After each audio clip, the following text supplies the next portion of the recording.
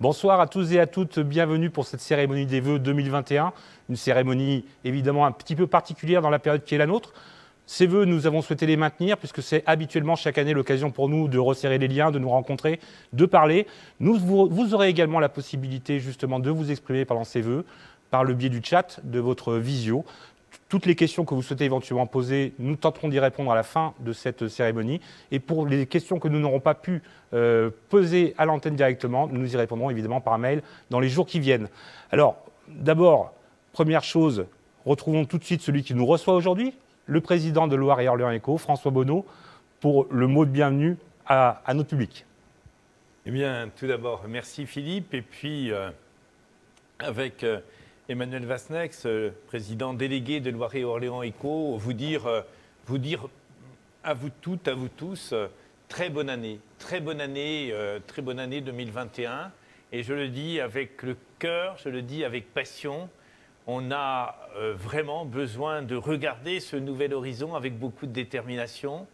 On a besoin de le faire d'abord parce qu'il faut beaucoup de solidarité entre nous au niveau des personnes. Il faut beaucoup de solidarité entre nous au niveau du développement économique, du développement des entreprises. Et au-delà de la solidarité nécessaire pendant cette période de crise, il faut beaucoup d'énergie collective pour dépasser cette crise, pour anticiper sur la sortie de crise, pour engager de manière forte, de manière dynamique, la vie de nos entreprises à l'échelle d'un horizon qui sera dégagé. C'est important de se dire bonne année au plan de la santé, bonne année au plan de la réussite dans ce moment si particulier. Et nous avons fait le choix de maintenir cette cérémonie de vœux, même si elle est à distance. Nous avons fait ce choix parce que c'est tellement essentiel de pouvoir dire nous, de pouvoir dire le collectif, de pouvoir dire l'engagement collectif. Quand les choses sont compliquées, le collectif est encore plus essentiel. Donc, très bonne année à tous. Voilà, et c'est justement ce collectif qui va être mis à contribution pour, dans un premier temps, cheminer sur l'année 2020, sur les actions qui ont été portées par les membres fondateurs du groupement d'intérêt public Loire et Orléans Éco. Et nous parlerons après d'avenir avec un message qui sera évidemment très positif parce qu'il y a matière à être positif sur le développement et le développement économique de notre territoire. Alors justement, pour parler de ces entreprises, Valentin Deligier, qui est vice-président de Loire et Orléans Éco, évidemment, mais également président de l'UDEL-MEDEF Loiret, et qui va pouvoir nous donner un petit peu son sentiment sur l'interaction qu'il a pu avoir avec les chefs d'entreprise de notre département et sur les actions qu'il a pu mener auprès de ces chefs d'entreprise. Bonjour tout le monde, écoutez, ravi d'être avec vous, même à distance, voilà pour cette cérémonie. C'est sûr qu'on aura une année 2020 marquée par la présence et la proximité au contact de nos adhérents pour essayer de les aider, les accompagner, de les éclairer dans cette phase où ils ont dû gérer beaucoup de situations à court terme, réagir très vite. Pour 2021, on sera évidemment aussi dans une logique un peu court terme pour faire face à ces prochaines semaines, peut-être ces prochains mois, naviguer dans les différents dispositifs d'aide, aider à y voir clair, remonter comme depuis le début toute situation ou tout dysfonctionnement de terrain pour que les choses puissent évoluer. Voilà, on aura, et je l'espère, une ambition aussi un peu plus moyen terme pour essayer aussi de visiter tous les dispositifs du plan de relance. Il y a des choses qui sont simples et qui sont mécaniques, mais il y a des choses aussi qui nécessitent que les entrepreneurs, que les chefs d'entreprise se saisissent des sujets, des grands thèmes de ce plan de relance et aillent au-devant des différents interlocuteurs pour aller mobiliser les aides. Et enfin, on espère aussi, on a lancé, et c'est peut-être pas facile en 2020, mais un programme qui s'appelle UDEL Transition et qui a pour vocation, pour ambition de accompagner là aussi nos adhérents dans les transitions qui sont celles d'aujourd'hui, mais déjà aussi celles de demain. Et là, ça touche évidemment des sujets tels que l'environnement, la transition numérique. On a beaucoup progressé pendant cette période sur ces sujets-là. Voilà, et on entend continuer en essayant d'inspirer nos adhérents et aussi en essayant de les aider à prendre des décisions, passer de la réflexion à l'action, ce qui est souvent le plus difficile. Voilà un petit peu les grands thèmes qu'on travaillera au sein de l'UDEL en 2021. Merci Valentin Deligier. Alors justement, transition environnementale, nous aurons l'occasion d'y revenir à plusieurs reprises dans cette soirée. Vous verrez qu'il y a des pistes très intéressantes de développement économique pour les entreprises de notre bassin et les futurs entrepreneurs également. Je vais me tourner maintenant vers Emmanuel Vasnex, qui est président délégué de Loire-et-Orléans-Eco. Ce n'est pas anodin qu'un chef d'entreprise soit un des vice-présidents de cette entité qui a vocation à servir l'entreprise. Vous, quel est votre bilan de l'année 2020 par rapport à votre propre entité? Alors, bonjour à tous. Tout d'abord, meilleurs vœux, des vœux de santé. Une année, on l'espère, apaisée par rapport à ce qu'on a vécu effectivement en 2020 et surtout une année où on puisse se retrouver pour passer des bons moments et discuter et déguster des bons produits de notre région. Et puis je dirais aussi une année où je pense qu'il faut qu'on se souhaite bon courage parce que ça ne va pas être simple effectivement d'arriver à tout recoller. Je dirais que cette année a été une année particulièrement difficile avec des fortunes assez dispersées et disparates.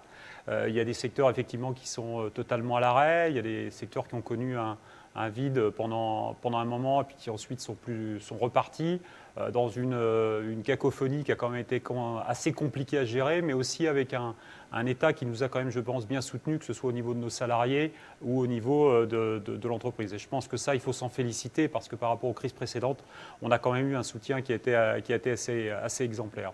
Alors, effectivement, l'alimentaire, pour revenir sur le cas de mon entreprise, a été préservé, ou tout du moins sur la partie qui concerne les ventes dans les grands magasins. C'est beaucoup moins brillant sur la partie café, hôtel, restaurant, toute la consommation, je dirais, hors domicile, où là, il y a des vrais sujets et des vraies catastrophes qui sont en prévision, que ce soit les cafés, hôtels, restaurants, que ce soit les fournisseurs, effectivement, de spécialités, de fromages d'appellation, enfin, etc.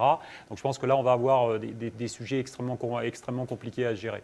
Ensuite, il faut aussi se rapprocher de l'aspect humain. Ça a été très difficile à gérer avec des phases différentes. Une première phase qui a été compliquée parce qu'on ne savait pas de quoi on parlait. Est-ce que la maladie était grave, pas grave? Est-ce qu'il fallait venir travailler, pas venir travailler? Est-ce qu'il fallait des masques, pas de masques? On n'en avait pas, donc de toute façon, on n'en aurait pas mis. Donc tout ça, ça a été, je dirais que ça a contribué effectivement à une période difficile à gérer et difficile en fait à entrevoir. Et c'est aujourd'hui encore le cas, puisque ce qui nous pénalise le plus, c'est l'incertitude. On ne sait pas si la semaine prochaine, on sera confiné ou pas. On ne sait pas quelle est l'efficacité du vaccin. On entend tout, donc au travers de ça. Donc je pense que notre rôle de dirigeant, c'est effectivement je dirais d'importer du stress et d'exporter de la sérénité. Ce n'est pas toujours facile, parce que les dirigeants aussi sont des fois fortement sollicités et il y a des moments difficiles. Mais je pense que c'est au travers, et Valentin l'a très bien dit, au travers du collectif et du collaboratif, qu'on arrive effectivement à créer les conditions. C'est en montrant, c'est en ayant des petites actions qui vont servir à fédérer, c'est en accompagnant des chefs d'entreprise qui peuvent éventuellement être en difficulté. C'est d'ailleurs ce qu'on a, je pense, plutôt très très bien fait au niveau de Loire-Orléans. Et il faut qu'on continue effectivement dans cette action-là. Ensuite, on verra les aides. Moi, je suis un petit peu surpris de voir qu'avant le Covid, il n'y avait pas d'argent. Maintenant, il y en a beaucoup. Donc, je ne sais pas d'où il vient, mais il faudra qu'on se pose aussi les questions. Mais tout état de cause, comme il n'y a que deux individus qui payent, le contribuable ou le consommateur, on sait qu'à un moment ou à un autre, de toute façon, on sera sollicité au travers de ça. Donc, la relance, il va falloir effectivement l'accompagner. Il va falloir faire attention à la fragilité des chefs d'entreprise, parce que certains sont effectivement dans des situations extrêmement difficiles personnellement, de leurs salariés, où l'aspect psychologique sera extrêmement important. La solidarité, la précarité aussi qui génère autour de ça, parce qu'il y a plein de gens qui avaient effectivement des petits boulots, qui avaient un travail à côté, qui ne l'ont plus. Donc on voit quand même des moments, on vit et des moments difficiles. Et puis, et je pense que c'est aussi un petit peu la conclusion de ce que j'ai à dire, ce sont les jeunes.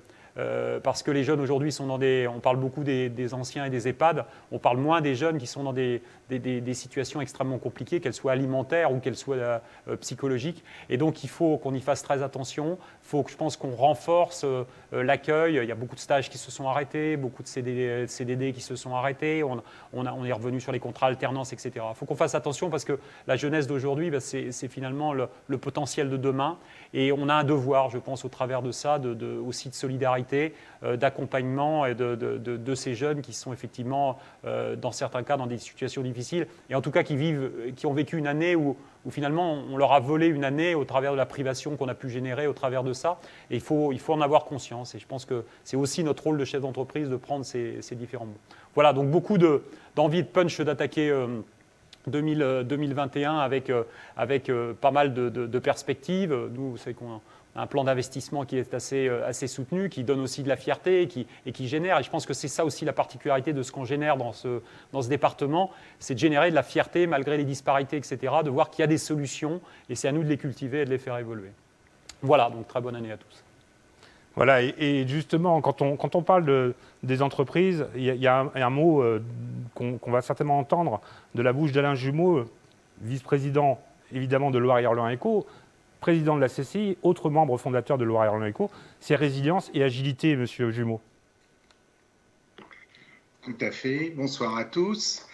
Je vais rebondir effectivement sur ces propos pour dire que tout au long de l'année 2020, chef d'entreprise du Loiret, vous avez démontré votre capacité à vous adapter, à réagir face à une situation inédite. Vous avez fait preuve de résilience, d'agilité pour maintenir une activité économique tout en garantissant la sécurité et la santé de vos collaborateurs et de vos clients. Dès le début de la crise, il était primordial pour nous, les consulaires, chambres d'agriculture, chambres de métiers de l'artisanat et chambres de commerce et d'industrie, de soutenir votre envie d'entreprendre, votre détermination et votre persévérance. Je citerai 2 exemples. Dès le premier confinement, nous avons vu les commerçants, les restaurateurs notamment, s'adapter en proposant de nouveaux services pour maintenir une activité économique partielle. Vous êtes nombreux à avoir mis en place des services de click and collect, de livraison, de commande à emporter. Nous avons soutenu ces initiatives, notamment avec la mise en place de la plateforme gratuite Géolocal. Vous êtes près de 450 commerces enregistrés dans le Loiret à ce jour. Plus récemment, avec nos partenaires, syndicats et branches professionnelles, que je remercie, nous avons œuvré pour la mise en place d'un dispositif dérogatoire de restauration des ouvriers travaillant en extérieur. Cette action permet, une semaine après le lancement, aux salariés de plus de 50 entreprises de déjeuner dans un endroit chaud et sécurisé, sanitairement parlant, dans un cadre réglementé. Scandaleusement, depuis 48 heures, Bercy s'y oppose, mais nous allons vous défendre. Tout au long de cette année 2020, encore aujourd'hui, nos équipes sont mobilisées au travers des cellules dédiées à l'accompagnement des chefs d'entreprise du Loiret, tous secteurs confondus, industriels, commerçants, prestataires de services, artisans, agriculteurs. Depuis le 17 mars, nous comptabilisons 10 000 prises de contact pour vous informer sur les aides disponibles, les démarches à effectuer, vous aider en cas de difficulté de toute nature, même psychologique, comme celle qu'évoquait à l'instant Emmanuel. Nous continuerons pour vous de nous mobiliser, notamment au travers du plan de relance, pour vous aider à réaliser vos projets. Un seul exemple, cette crise a mis en lumière la nécessité d'accélérer la digitalisation de nos entreprises. Cette transformation numérique est l'un des enjeux majeurs de la relance, mes prédécesseurs viennent de le dire, et de l'avenir de nos entreprises. Vous pouvez compter sur l'expertise de nos conseillers pour vous accompagner dans cette transition nécessaire. Je terminerai en soulignant que c'est vous, le chef d'entreprise, qui faites du Loiret un territoire dynamique et attractif grâce à votre capacité à innover et rebondir. Et vous pouvez compter sur vos collègues élus consulaires de l'agriculture, des métiers, du commerce, de l'industrie et des services pour vous aider à sortir de cette crise, assurer la relance de l'activité économique et réaliser vos projets. Bonne année à tous. Merci monsieur Alain Jumeau, président de la CCI Loiret et vice-président de Loire-et-Orléans Eco. CCI Loiret, autre membre fondateur de cette entité collective qui est Loire-et-Orléans Eco au bénéfice des entreprises et du territoire. Alain Jumeau a parlé de résilience, d'agilité. Je vais me tourner vers Jean-Jacques Mallet qui est aussi un de nos vice-présidents, qui a un rôle particulier puisqu'il est en relation, il fait l'interface entre Loire-et-Orléans Eco et les Comcom, les EPCI du département du Loiret, des entités qui ont besoin d'être aussi en soutien et qui peuvent être en soutien des entreprises. Jean-Jacques Mallet, quel bilan vous faites, vous, de cette année 2020 au niveau des EPCI ? Mais faut pas trop se tracasser pour les EPCI. C'est le plus important, c'est la santé de nos entreprises et de nos commerçants, bien évidemment. D'abord, je voulais vous présenter mes meilleurs vœux, surtout de bonne santé, et vous dire que on a la chance en France de travailler. Moi qui étais un entrepreneur dans le temps, comme Alain, on était des industriels, et on a la chance en France d'avoir des grands patrons. Peu importe le niveau, peu importe le niveau. De 10 à 200 ou 500, peu importe. Mais nous avons la chance d'avoir des grands patrons qui se remettent en permanence en cause et qui, aujourd'hui, avec les tracas qu'on connaît, essaient de maintenir du mieux possible tous les emplois qu'on a, notamment sur notre département. Et je voulais d'abord les féliciter. Quant aux EPCI, puisque je parcours le département pratiquement tous les jours, les PME et les entreprises ne vont pas si mal que ça.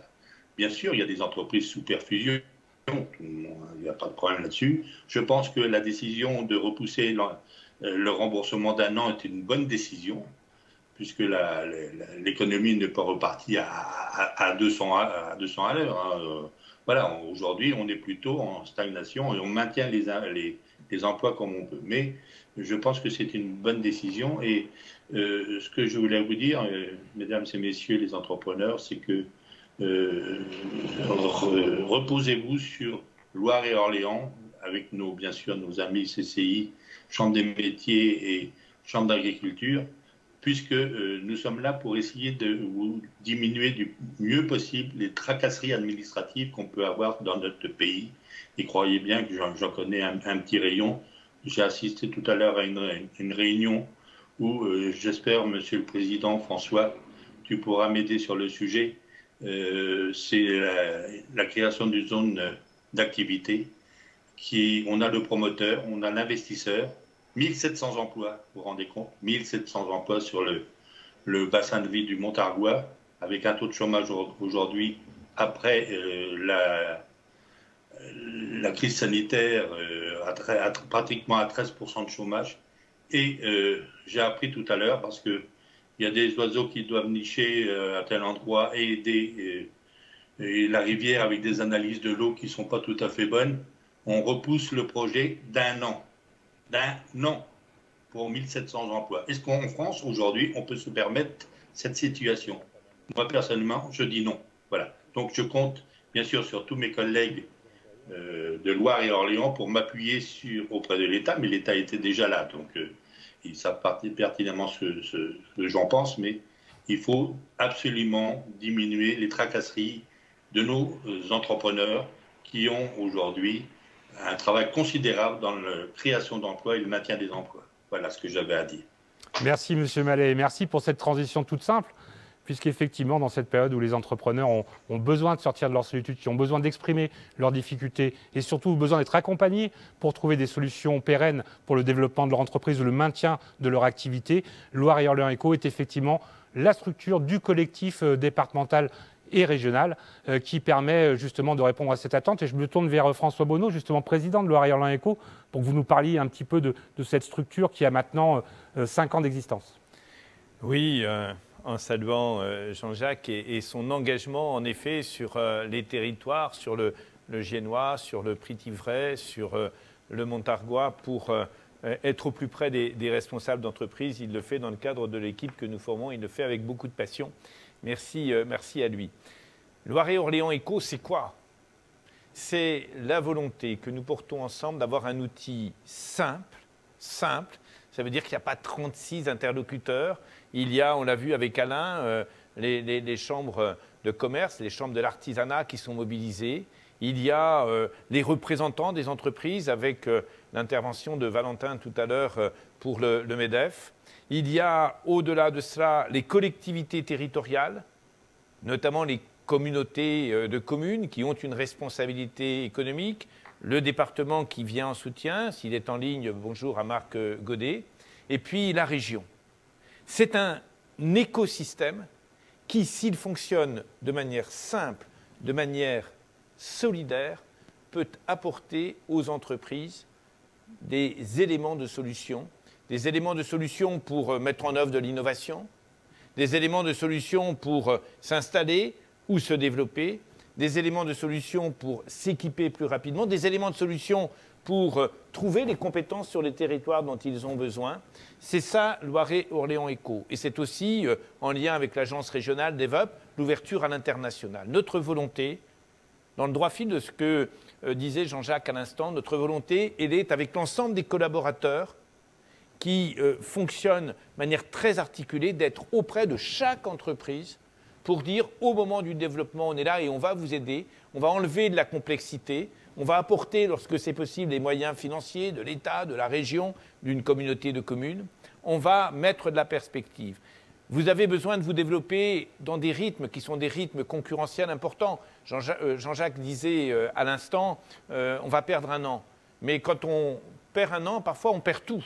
Parce que ce n'est pas du tout évident que l'entreprise se dise « tant pis, je vais attendre un an ». Elle risque d'aller ailleurs pour les 1700 emplois dont parlait Jean-Jacques à l'instant. Donc nous devons agir rapidement, agir dans la proximité. C'est pourquoi nous faisons attention à ce que Loiret-Orléans Éco soit auprès de chaque bassin d'emploi, rapidement, dans la proximité, dans la simplification et dans l'efficacité. C'est vraiment définir, mettre en commun nos moyens d'intervention et d'action, sans arrière-pensée, vraiment comme une équipe qui veut gagner et faire gagner les entreprises, pas en recherchant si le soleil brille un peu plus pour Pierre ou pour Paul. De ça, on se fout complètement parce que vous vous en foutez. Nous, ce qu'on veut, c'est le développement économique, c'est le développement de l'emploi, c'est le rayonnement à l'échelle du Loiret, le rayonnement du Loiret. On a la chance de vivre dans un département qui est un département qui a une belle dynamique démographique, qui a une belle attractivité, qui a des fondamentaux solides sur le plan industriel, je tiens à le dire, parce que c'est fondamental à celles et ceux qui ont pu dire que l'industrie c'était derrière nous. Moi je dis que c'est devant nous.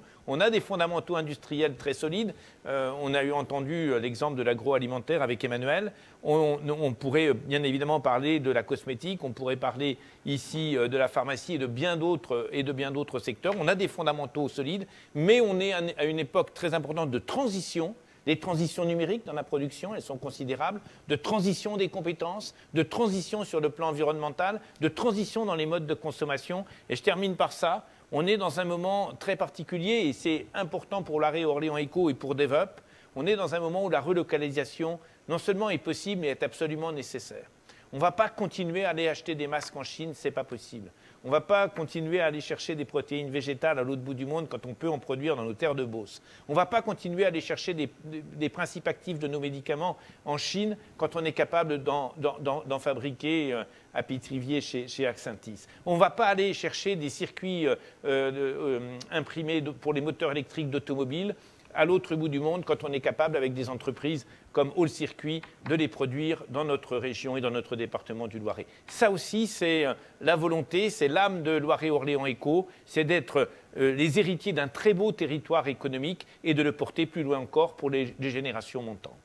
Voilà, et c'est important effectivement de rappeler, on l'a affiché sur l'écran général à l'instant, c'est l'activité de nos chargés de mission entreprise, des personnes qui sont véritablement au service des chefs d'entreprise, des créateurs d'entreprise, mais également des collectivités pour mettre en connexion les terrains éventuellement, le projet industriel et également préparer l'arrivée des futurs salariés. Donc c'est effectivement un écosystème complet qui fédère l'ensemble des acteurs et qui est totalement important à l'heure actuelle. Voilà pour cette première partie. On va basculer peu à peu vers 2021 et sur des perspectives plus positives, mais on a encore malheureusement quelques sujets à évoquer qui ne sont pas nécessairement des sujets très faciles, mais qui ont des solutions et qu'on va justement évoquer. Et c'est justement ces jeunes. On a beaucoup parlé des jeunes étudiants qui sont actuellement en grande souffrance psychologique, qui ont des difficultés effectivement dans le maintien de leurs études, dans le maintien de leur assiduité par rapport à cette situation. Mais c'est aussi vrai pour les jeunes qui sont à la recherche de stages, pour ces jeunes qui sont en apprentissage, qui recherchent un lieu d'apprentissage pour pouvoir développer leurs compétences de formation et pouvoir entrer confortablement dans le milieu du travail. Daniel Coutinho est parmi nous. C'est un des acteurs, un des animateurs de Un jeune, une solution pour le département et pour la région. Daniel Coutinho, parlez-nous un petit peu justement de cette solution, Un jeune, une solution.gouv.fr. On l'a affiché juste à côté de nous. Bien sûr, bonsoir à toutes et à tous. Alors, comme l'a dit Emmanuel Basnex tout à l'heure, c'est vrai que l'année 2020 que nous venons de vivre collectivement, finalement, elle elle a réaffirmé le besoin impératif de donner à chaque jeune du territoire une chance de se lancer dans la vie. Et je pense que c'est comme ça que finalement le Loiret, mais même plus largement la région, elle va rebondir collectivement et qu'on va tous aller de l'avant. Donc c'est vrai que par rapport à ce qu'évoquait tout à l'heure Valentin Doligé, les notions du plan de relance, il n'y a jamais eu autant de moyens finalement déployés à l'échelle nationale et sur les territoires pour aider la jeunesse à rentrer dans la vie active et d'une certaine manière à lutter. Ce qu'on veut tous éviter, c'est ce qu'on entend parler parfois de cette génération qui serait sacrifiée, d'une génération sans perspective, comme tu l'as dit Philippe, on en voit une traduction dans l'actualité.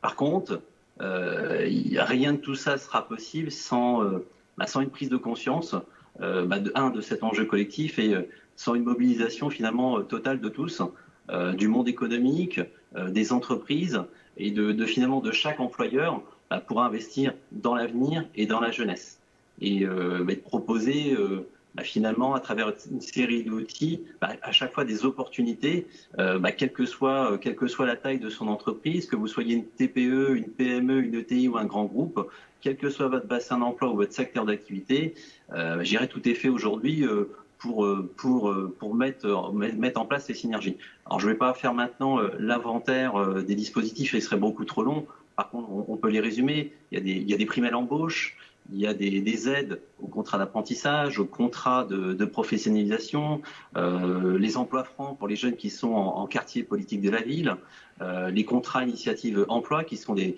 nouvelles modalités innovantes. Je pense qu'après, on pourra zoomer sur les aides de la région. Mais donc déjà, toute cette batterie de dispositifs, Philippe, elle a permis finalement, elle nous a permis tous collectivement au niveau national de dépasser les bons chiffres de l'apprentissage qui étaient ceux de 2019. Donc ça, c'est encourageant. Mais je pense qu'il faut faire davantage. Et je pense qu'au-delà de tout ce que j'ai évoqué, au-delà des aides, au-delà des dispositifs, au-delà des montants, au-delà des seuils, au-delà des pourcentages, moi je pense que c'est dans cette période maintenant de solidarité, comme l'a dit Emmanuel Vasnex, moi j'appelle à tous, je vous formule à tous des vœux finalement d'inclusion pour le Loiret, des vœux d'inclusion pour les entreprises, pour nos jeunes, et que finalement, effectivement, à travers ce soin que finalement les entreprises, les acteurs économiques puissent porter vers leur jeunesse, et que tous ensemble, collectivement, finalement, on puisse retrouver le chemin de la croissance et qu'on laisse personne sur le bord de la route. Et en ça, je dirais, quelle que soit son échelle, chaque action compte. Merci Daniel Coutinho pour ce message d'espoir et d'action engagée. Justement, on va revenir sur une autre action complémentaire et régionale, c'est le combo jeune. Je vous laisserai éventuellement faire une traduction du mot combo pour ceux qui sont de ma génération. Alors président, là du coup c'est plutôt au président de la région Centre-Val de Loire que je vais m'adresser pour que vous nous présentiez ce dispositif combo parfait. Le combo parfait, c'est un outil de formation mis en place par la région. Vous savez que la région a parmi ses responsabilités la responsabilité d'assurer la formation des personnes qui sont privées d'emploi. Aujourd'hui, qu'est-ce que l'on voit? On voit que beaucoup de jeunes, dès le mois de juin 2020, beaucoup de jeunes qui étaient appelés à rentrer dans vos entreprises n'ont pas pu le faire, même quand ils avaient une qualification qui correspondait normalement à des secteurs porteurs. Il ne faut pas accepter cette génération sacrifiée. Emmanuel, tu le disais, tu as 1000 fois raison. Il faut, pour des jeunes qui ont une qualification mais qui ne peuvent pas rentrer immédiatement dans l'emploi, il faut leur permettre de poursuivre leur formation, faire de l'alternance, découvrir l'entreprise et se préparer parce qu'au moment de la reprise, on aura besoin de toutes les compétences. Pour des jeunes qui ont des formations qui sont, on le pressent, un peu à côté des tendances de l'emploi au moment de la reprise et qui ont envie de faire mouvement vers des qualifications qui sont de meilleur niveau, il faut leur permettre de le faire. Pour celles et ceux qui, et il y en a encore, qui n'ont pas de qualification, qui parfois ont, en termes de savoir-être, en termes de savoir de base, un certain nombre de manques, qui ne voient pas clair dans leur orientation, il faut mettre en place des formations. 5000 formations combo. Et lorsqu'un jeune a l'ambition d'aller vers un secteur qui va lui demander, par exemple, de l'autonomie, pouvoir bouger, circuler, etc., et qui n'a pas le permis de conduire, nous allons, en plus de la prise en charge dans la formation, assurer le permis de conduire. 5000 formations, c'est à l'échelle de la région, à l'échelle d'un département comme le Loiret, c'est un peu plus de 1000 formations, si on rapporte ça à la population. C'est important, c'est ambitieux, et on a besoin, je vous le dis, ça va dans le droit fil de ce qui était dit à l'instant sur l'attention des entreprises en direction de la jeunesse. On a besoin des entreprises pour le faire. On a besoin des entreprises pour l'alternance. C'est vrai que tous, parfois, on se dit on va se protéger, on va se resserrer sur nous-mêmes. Ce n'est pas forcément la bonne solution. Et il nous faut être contracyclique. Il nous faut faire le pari de la compétence au moment de la reprise. Et donc, conserver les talents quand vous pouvez le faire, vous le faites, il faut le faire. Préparer de nouveaux talents, faire la place à des formations par alternance, faire la place à des stages, faire la place à ces jeunes qu'on ne doit pas désespérer. Ça permettra à ce combo parfait, à cette formation coûts humains sur des secteurs qui vous intéressent de pouvoir se déployer. Voilà donc des actions concrètes pour ces jeunes qui sont, pour certains, en difficulté, qui vont pouvoir être accompagnés vers l'emploi, vers une formation qualifiante et qui leur permettra d'apporter leur valeur ajoutée à ces entreprises qui les auront accueillis et au territoire dans lequel ils sont installés. Justement, territoire, parce qu'il y a quand même quelques bonnes nouvelles. Il y a quand même quelques chiffres intéressants à développer. Et celui de l'attractivité démographique du département du Loiret, et il faut quand même le noter, est important. Nous venons de recevoir à la fin du mois de décembre les chiffres INSEE de développement de cette population. On voit le comparatif qu'on peut peut-être afficher à l'écran pour nos auditeurs, pour nos téléspectateurs, j'allais dire. Le différentiel entre 2013 et 2018, on voit que dans toutes les strates, même dans les petites communes, même si effectivement le pourcentage ne paraît pas important, il y a un développement de cette population. Et c'est toute l'attractivité du territoire qui est en jeu. On le ressent également avec le confinement, avec la phase Covid. Beaucoup d'Iliens en Ile-de-France regardent le Loiret avec intérêt, avec envie presque, par rapport à la qualité de vie qui est la nôtre, par rapport au tissu économique qui est le nôtre, le tissu de la formation et le tissu culturel. Nous ne sommes pas en province, nous sommes au centre de la France et les Iliens commencent effectivement à en prendre conscience, comme le démontrent déjà ces chiffres qui devraient effectivement augmenter pour 2020 et 2021.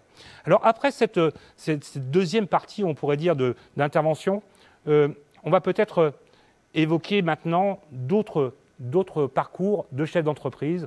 Et je vais me tourner vers une entreprise emblématique du département, c'est la faïencerie de Gien, avec son président qui est parmi nous ce soir, Yves de Talouette, une entreprise, parce que c'est une entreprise qui a effectivement connu des vagues particulières pendant cette phase Covid.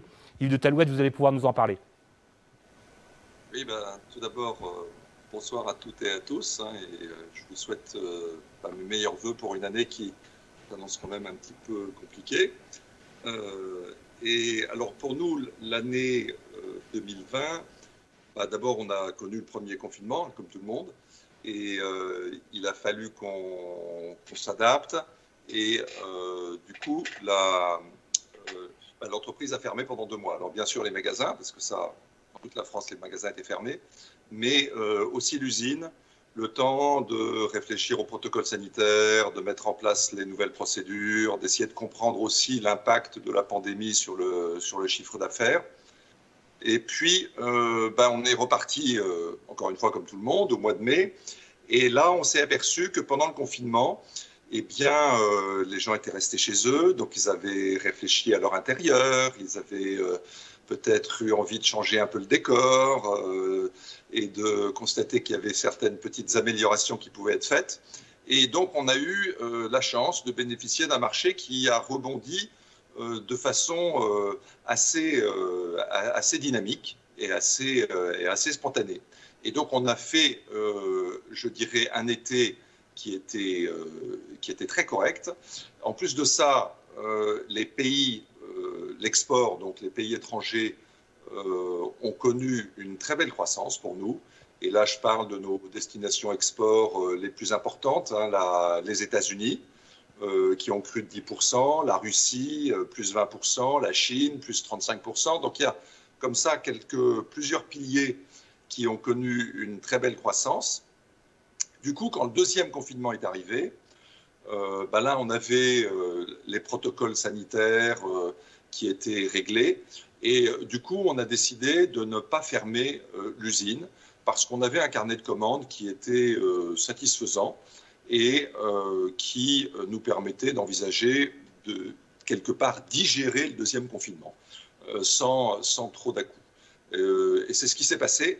Et puis, la deuxième chose très importante que l'on a faite pendant ce confinement, c'est qu'on a eu le temps finalement de lever un peu le nez du guidon, de réfléchir à des choses un peu plus stratégiques.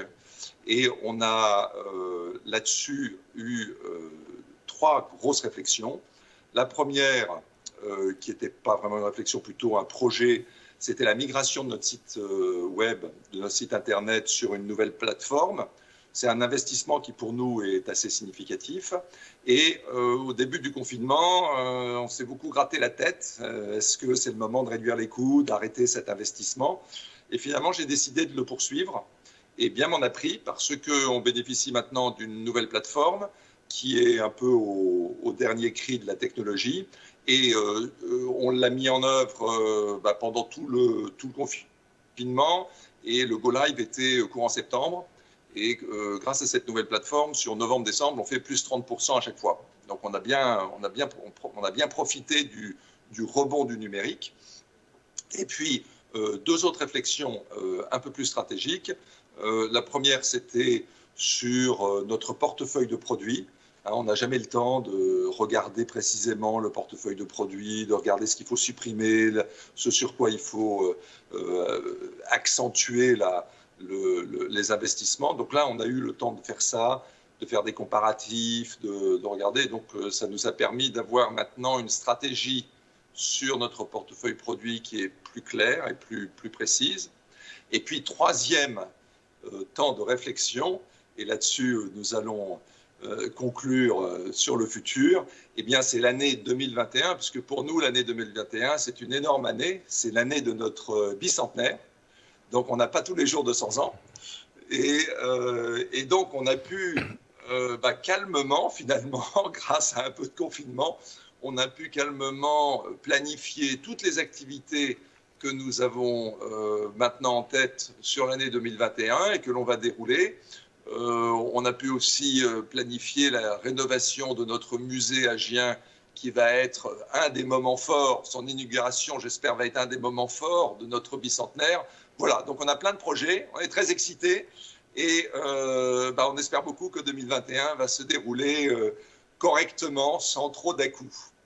Eh bien, merci beaucoup, Elliot Elouet. Je voulais quand même vous dire que vous ne faites pas votre âge. Pour une entreprise qui a 200 ans et qui fait partie des fleurons de l'artisanat et du savoir-vivre à la française, félicitations et on vous souhaite une excellente année 2021 pour ce bicentenaire. On va continuer justement pour être à la rencontre de nos entrepreneurs avec une autre entreprise, parce qu'on parle beaucoup de transition environnementale, de l'électrification du parc automobile. On a besoin effectivement de transformer notre mode de consommation, de préserver notre planète dans le futur. Je voulais là parler, et je m'en excuse auprès des techniciens parce que je viens de déraper du conducteur, donc on va évoquer All Circuit. Le président, vous en aviez parlé tout à l'heure justement de ces entreprises qui vont pouvoir véritablement bénéficier de cette transition, bénéficier au sens industriel du terme, dans le cadre de leur propre développement de l'entreprise évidemment, mais aussi développement de l'emploi. Je voudrais donner la parole à Bruno Racco pour qu'il nous évoque un petit peu justement l'impact pour son entreprise de cette électrification du parc automobile dans lequel il a pu s'immiscer avec des engagements financiers importants. Bonjour à tous. Alors moi j'ai peur de faire mon âge un peu, parce que nous on a créé l'entreprise qui y a 10 ans. Donc je dirige une entreprise qui s'appelle All Circuit, qui n'est pas très connue parce qu'on n'a pas de produits propres. Donc je vais vous rappeler ce qu'on fait. On fait, nous, des cartes électroniques. Donc vous les utilisez certainement tous. Quand vous montez dans votre voiture, que vous appuyez sur un flip ou que vous ouvrez votre porte ou votre vitre, souvent il y a de l'électronique qui vient de nos usines. En 2 mots, All Circuit, c'est 300 millions, c'est 2000 personnes et notre siège social est à Main-sur-Loire et notre usine principale aussi. Notre rêve, nous, c'est de refaire de l'électronique en France. Et on n'est pas beaucoup d'électroniciens. Et on voit aujourd'hui une fenêtre de tir qui s'ouvre à nous pour 3 raisons. La première, c'est que la plupart de nos concurrents, c'est des Asiatiques, c'est des pays de l'Est. Et avec nos machines dernier cri, on a refait tout notre parc industriel que vous voyez derrière moi. On arrive à réduire la part main-d'œuvre directe de façon significative. Ça ne veut pas dire qu'on a moins d'employés, hein. Ça veut dire que la part main-d'œuvre directe est plus faible et donc c'est plus facile pour nous de concurrencer des pays à faible coût de main-d'œuvre. À cela s'ajoutent les salaires en Chine, mais aussi dans les pays de l'Est qui ont beaucoup progressé et donc on est revenu de compétitif. On est de nouveau dans la course. On peut y arriver. Ça, c'est le premier point. Auquel s'ajoute pour nous un phénomène, vous l'avez mentionné un petit peu, qui est la migration du thermique à l'électrique. Les voitures électriques, c'est pour bientôt. Alors, on en a déjà, on en vend, je pense, c'est 10-11% en France ou en Europe, je ne sais pas exactement, mais il faut savoir que 75% des voitures dans le futur seront électrifiées, soit des hybrides, soit des purs électriques. Donc, c'est un marché énorme et il faut qu'on sorte plein badin, je vais dire, de cette crise pour pouvoir être prêt à prendre des parts de marché. C'est ça notre enjeu. Et puis, on a un troisième point qui est que la crise du Covid, finalement, a fait prendre conscience à beaucoup de nos clients qu'on avait un manque de souveraineté sur nos produits. Hein. C'était difficile, quand il y a le Covid, d'acheter en Chine. Et ça posait aussi des problèmes de développement durable, des problèmes de croissance. Et donc, il y a une affection maintenant pour revenir, pour essayer, si on est compétitif, bien sûr, hein, c'est important, pour refabriquer en Europe et si possible en France. Donc, le challenge, c'est ça, c'est dès qu'on sortira de cette crise, d'être prêt à pouvoir produire de l'électronique en France et dans les autres pays si nécessaire. Comment on fait ça? Donc, on a récemment décidé, et là, je remercie Monsieur le Président de m'avoir aidé, on a réussi à convaincre tous nos actionnaires de pouvoir investir et doubler la surface de production de notre usine. Doubler une usine d'électronique en France, ce n'était pas un pari gagné, je peux vous dire. Mais grâce au plan de relance, grâce à nos équipements, grâce à l'enthousiasme de tous nos salariés, que je remercie là, on a réussi à les convaincre et à se lancer dans une nouvelle aventure.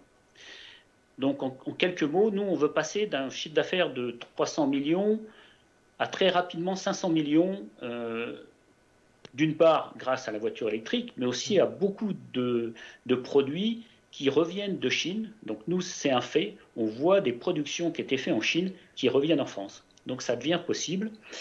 Et donc, là, M. Mallet, je buvais vos paroles. J'ai la même problématique que vous. Il faut que je construise une usine. Il faut que j'ai un permis de construire, il faut que j'aille voir la DREAL, le SDIS. Bon, vous voyez ce que je vis aujourd'hui. Et je dois reconnaître que le mot est passé. J'ai un support des services étatiques et de la région extraordinaire. Et je voulais, c'était pas prévu parce que ça s'est passé cette semaine, mais je voulais remercier tous les acteurs de la région pour le support qu'ils nous amènent. Nous, on doit être prêts dans un an. Donc le challenge, on part de zéro. On doit construire une usine qui doit tourner début 2022. Si on ne fait pas ça, on loupe la fenêtre de tir. Et on loupe les commandes. Et on loupe notre chance. Voilà, c'est ça notre challenge. Merci beaucoup Bruno Racco pour ce témoignage important. Je note quand même que finalement on commence à réintégrer des produits qui étaient fabriqués en Chine. On vend de la faïence aux Chinois, c'est quand même déjà un pied de nez à l'histoire millénaire de cet empire du milieu.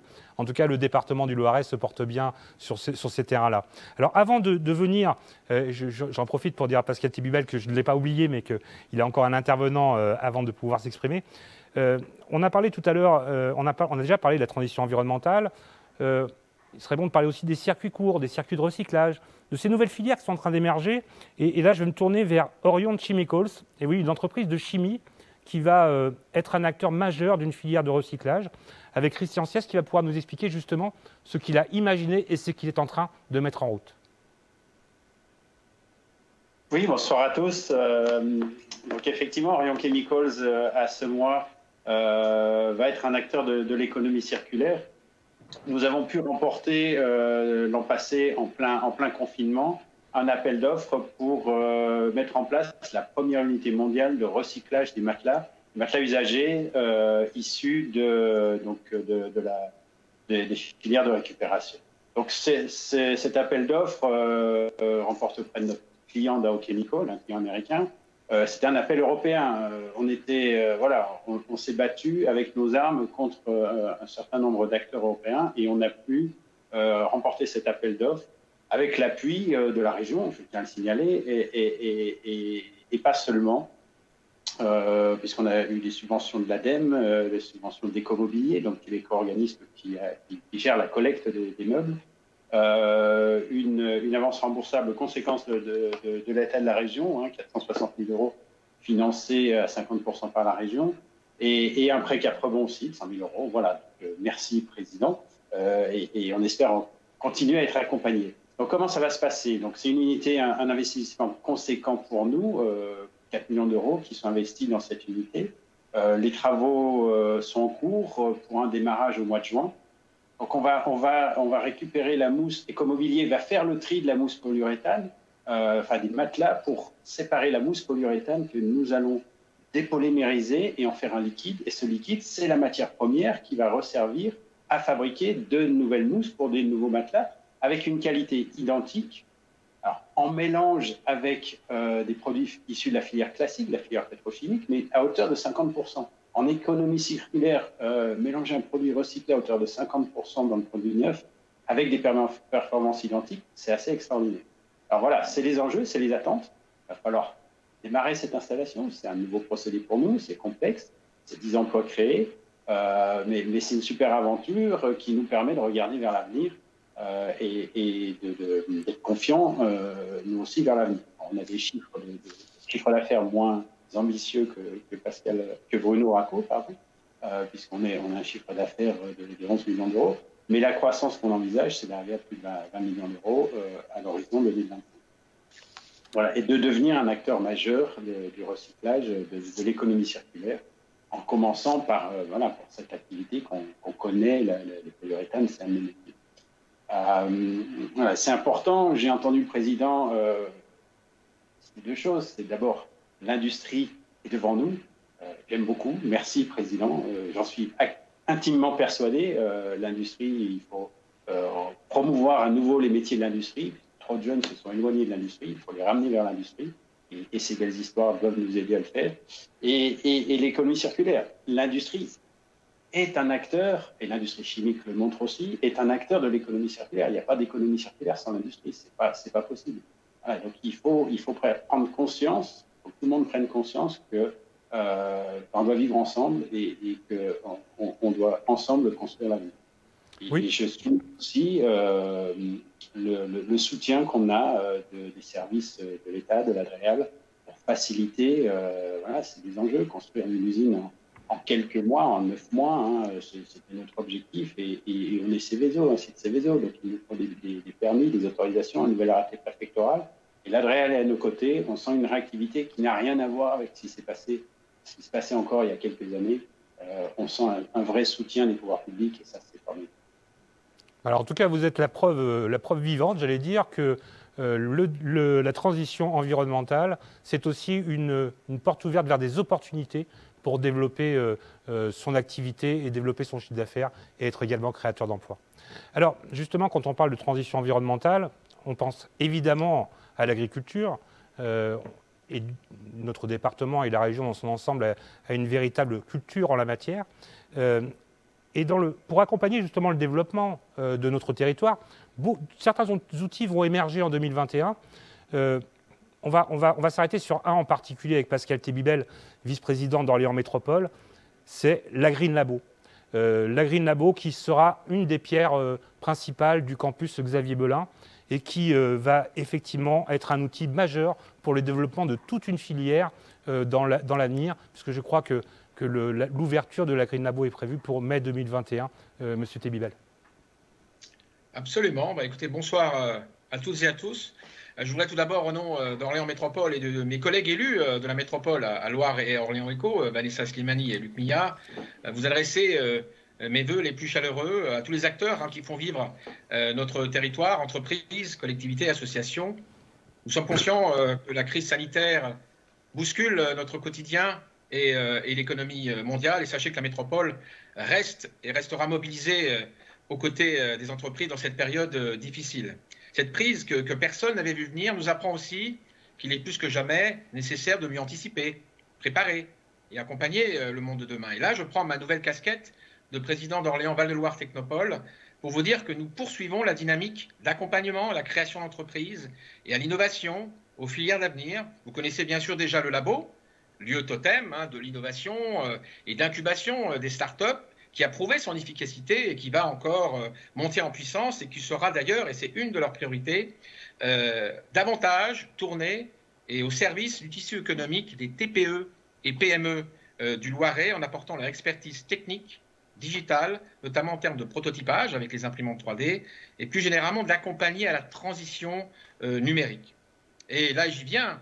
Et la suite, maintenant, effectivement, pièce maîtresse, sachez que nous sommes en train de finir la construction, et ça ouvrira bien sûr au mois de mai, du frère jumeau du labo, qui est l'Agreen Labo, sur le campus Xavier Belin à Orléans, et qui rassemblera les acteurs dédiés à l'innovation numérique dans l'agriculture et le végétal, avec vraiment comme ambition de devenir un pôle d'excellence à vocation nationale et également internationale pour vraiment fournir des solutions face aux défis de l'agriculture et de l'alimentation de demain. Nous avons vraiment là un écosystème chez nous, ici à Orléans, dans le Loiret, un écosystème qui se renforce avec la présence déjà d'organismes de recherche, d'établissements de formation, avec la venue prochaine de l'AgroParisTech.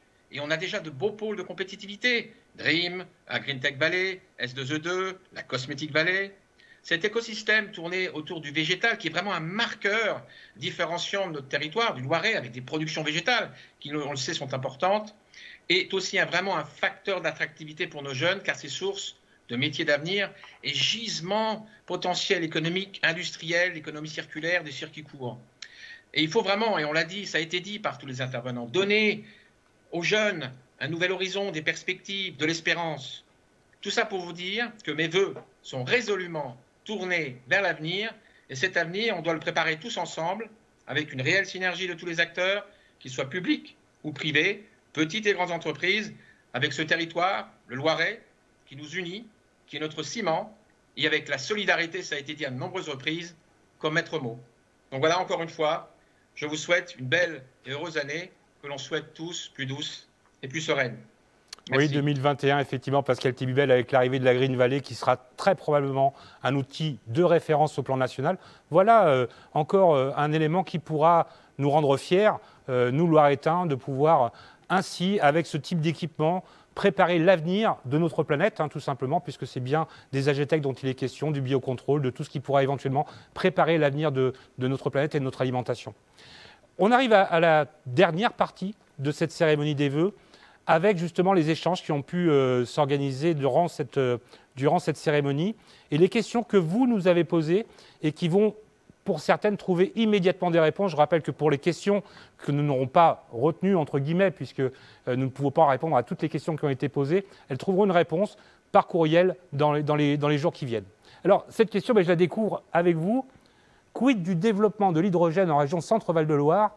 Quels sont les projets que souhaite développer ou soutenir la région? D'abord, on habite une région, la région Centre-Val de Loire, qui est une région qui a une part importante de son identité autour de l'énergie. Il y a sur ce territoire 4 centrales nucléaires. On sait que durablement, les présidents qui se sont succédés ont dit le nucléaire est un élément important de l'énergie et on fera passer la part du nucléaire dans la production d'électricité de 75% à 50%. Ça veut dire réduction d'un tiers, ça veut dire qu'il reste une part importante de l'hydrogène. C'est tout le problème, tout le projet du grand carénage aujourd'hui. Il faut une substitution à cet hydrogène qui ne sera plus produit pour un tiers par l'énergie nucléaire demain. Et la solution, c'est certainement l'énergie renouvelable.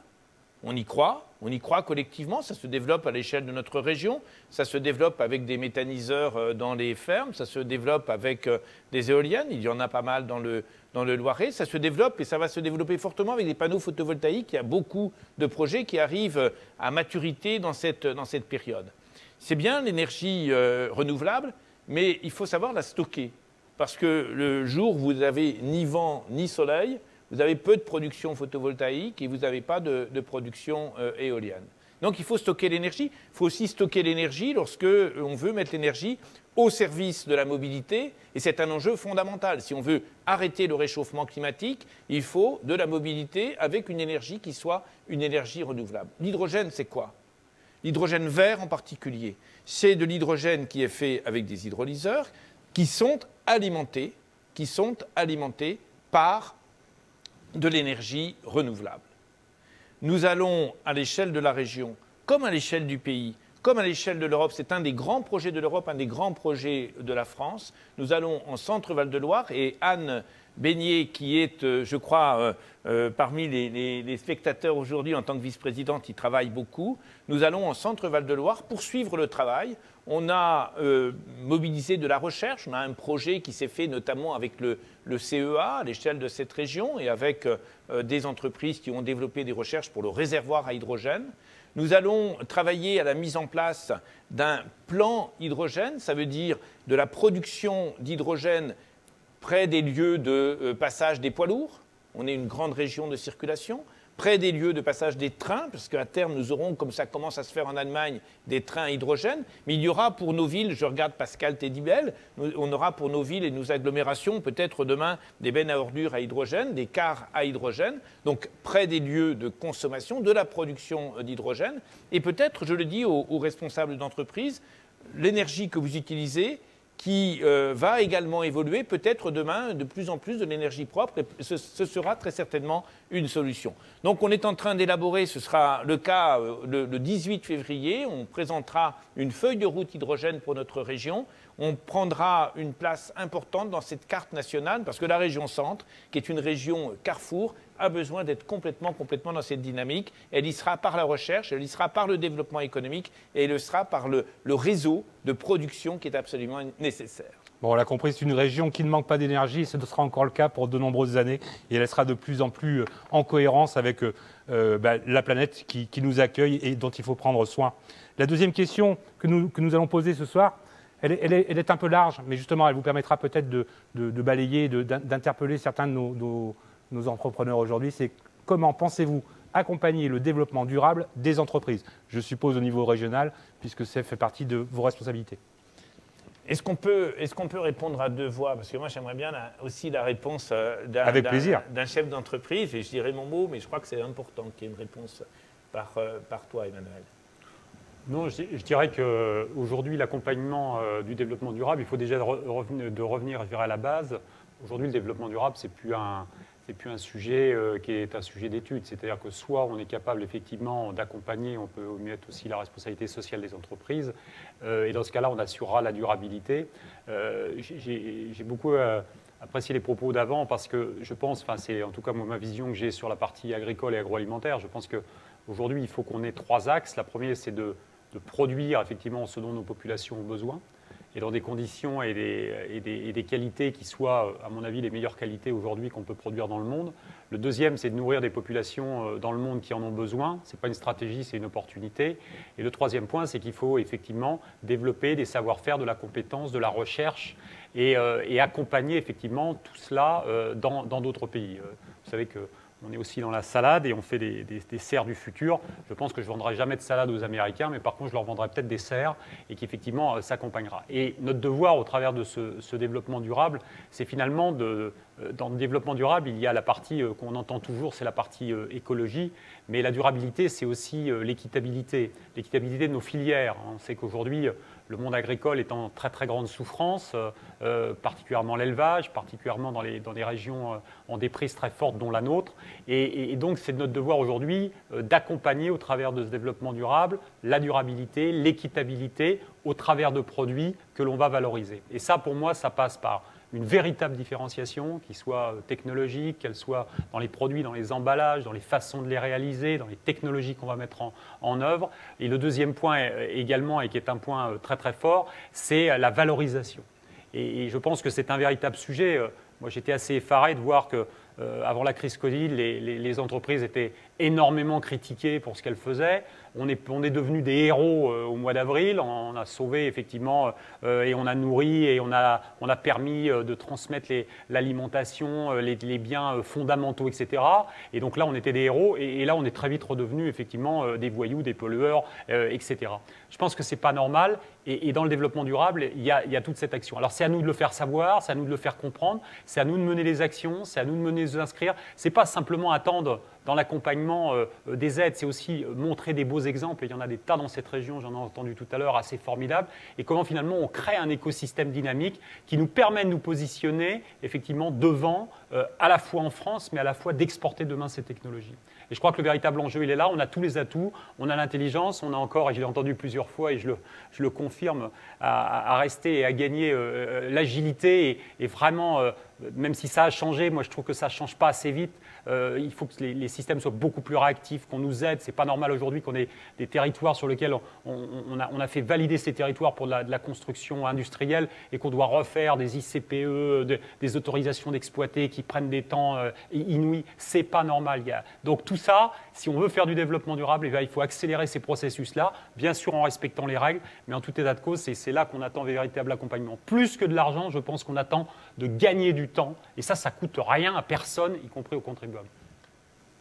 Merci beaucoup Emmanuel Vastex. Alors nous arrivons en conclusion de cette cérémonie des vœux version 2021 avec l'espoir dans cette année en cours de vous retrouver très vite. Le mot de la fin, c'est évidemment pour François Bonneau, président de Loire et Orléans Éco. Il est adressé, tout d'abord, je veux le dire, aux équipes qui au quotidien travaillent avec les entreprises parce que le travail, il est fait avec passion. On le voit au niveau de l'équipe qui anime cela ici à Orléans, qui anime à Montargis, qui anime à Gien, qui anime à Pithiviers, la volonté d'être au plus près des entreprises. Et donc, merci de faire ce que vous avez fait dans la période de crise. Et on a complètement besoin de vous, mais confiance en vous pour la période qui vient. Et puis, le mot de la fin, vraiment, c'est un mot, oui, pour vous tous, responsables d'entreprise. On engage 2021 dans un contexte qui est préoccupant, qui doit être aussi un moment de grande solidarité et de pari collectif, de confiance collective en l'avenir. On ne relèvera ce défi environnemental, on vient d'en parler, défi social, défi d'avenir, que si on pense que, oui, il y a demain une nouvelle croissance qui va pouvoir embarquer à nouveau de l'emploi, de la richesse produite, distribution de cette richesse. On a besoin, dans une région comme la nôtre, de jouer collectif. On a besoin de penser que le développement durable, ça n'est pas une contrainte, mais c'est un engagement sur l'avenir. Et je termine vraiment là-dessus. Pensons aux jeunes. J'ai pris le temps lundi d'aller voir les jeunes dans les universités de Tours, de Blois, d'Orléans, de dialoguer avec celles et ceux qui sont là. C'est vrai qu'ils en ont lourd sur les épaules. Ça n'est pas simple pour eux parce que leur projet d'études est quand même un peu chahuté, bousculé, parce que le monde dans lequel ils sont en train d'essayer de construire leur projet de vie, leur projet personnel, est un monde incertain. La responsabilité nous revient, quelles que soient nos fonctions, la responsabilité nous revient de faire passer ce message. Demain sera véritablement à nouveau une étape de développement, d'épanouissement individuel et collectif. On a beaucoup de défis à relever et c'est quand il y a des défis à relever que la vie est la plus intéressante. Donc on va partager cette vie intéressante en 2021 à fond pour nos entreprises, à fond pour les salariés de nos entreprises et à fond pour le développement économique du territoire que nous servons. Merci à vous et bonne année. Merci beaucoup, Président, pour ces derniers mots. Merci à vous tous de nous avoir accompagnés durant ce début de soirée. Et j'en profite pour vous souhaiter un excellent week-end à tous. Et surtout, n'hésitez pas, Loire et Orléans Éco est là pour vous accompagner dans vos projets de développement. Merci à vous.